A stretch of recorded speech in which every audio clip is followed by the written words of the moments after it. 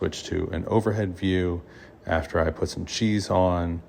I just had some sliced cheese in the fridge and I cut it up to make it a little bit smaller.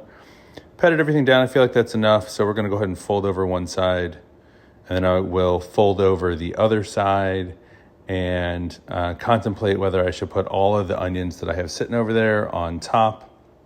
I think I'm going to end up putting a whole bunch on there because I think you can't have enough caramelized onions in your bread. When this was baking, it smelled like French onion soup, and we'll see at the end how it turned out.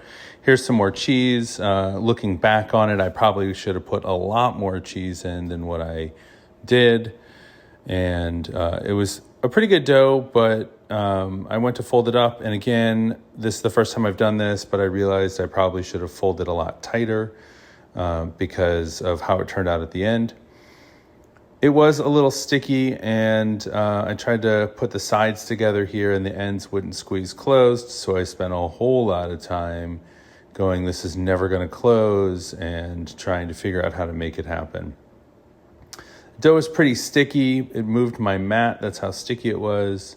So I thought maybe I would call in some help. Usually when it's really sticky, I go toward the dough scraper, but you can see the dough scraper sort of worked, but it started to make my dough stick to the dough scraper, and I was really kind of out of luck here. I'm not really sure what was going to happen. I asked my son to reach over while he was filming and hold the mat down. And then I thought maybe if I grabbed some flour, guys, it was starting to become one of those, oh my God, what am I going to do? Should I just give up and bake it and see what happens?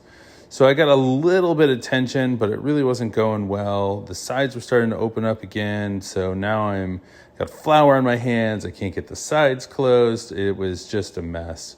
I finally gave up and said, you know what, let's just throw it in the Banneton and cold proof it overnight. I stitched up the ends to try and close everything up, put it in a bag, threw it in the fridge.